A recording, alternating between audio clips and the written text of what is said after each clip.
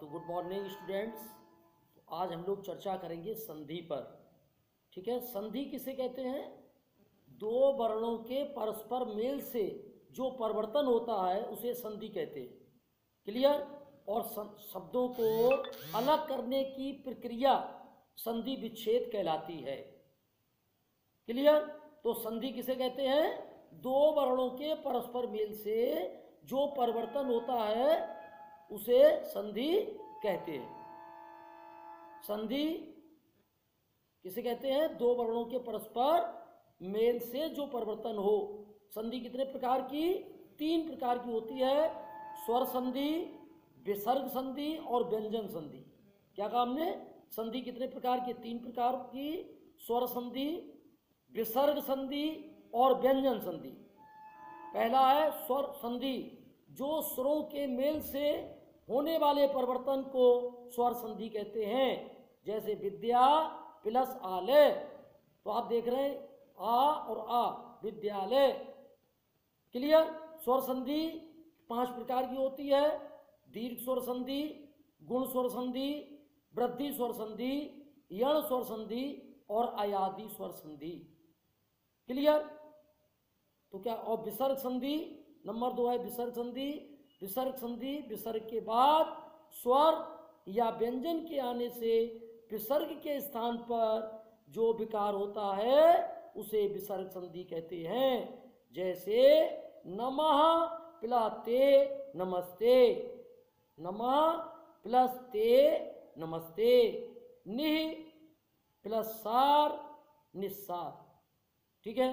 और तीसरा है आपका व्यंजन संधि। व्यंजन संधि, व्यंजन के बाद किसी स्वर या व्यंजन के आने से उस व्यंजन में जो परिवर्तन होता है वह व्यंजन संधि कहलाता है। व्यंजन संधि किसे कहते हैं?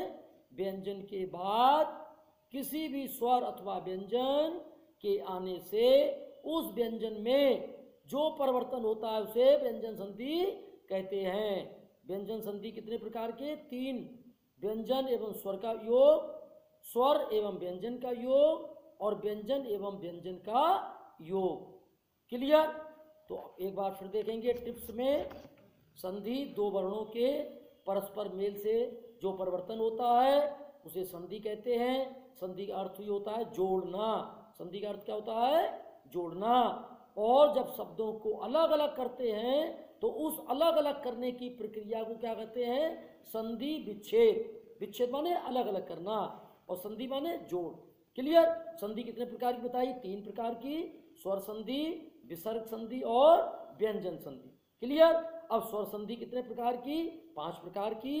दीर्घ स्वर संधि, गुण स्वर संधि, वृद्धि स्वर संधि, यण स्वर संधि और अयादि स्वर संधि। विसर्ग संधि कितने प्रकार की बताई हमने आपको? विसर्ग संधि आपको हमने बताया जब विसर्ग के बाद व्यंजन के आने से विसर्ग के स्थान पर जो विकार हो। जैसे नमः प्लस ते नमस्ते और नि प्लस सार बराबर निस्सार। ठीक है? व्यंजन संधि क्या बताया हमने? व्यंजन के बाद किसी भी स्वर या व्यंजन के आने पर जो व्यंजन में विकार होता है उसे जो है वो व्यंजन संधि कहते हैं।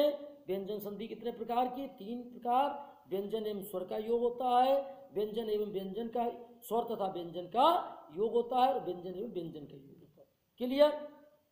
बस, थैंक यू।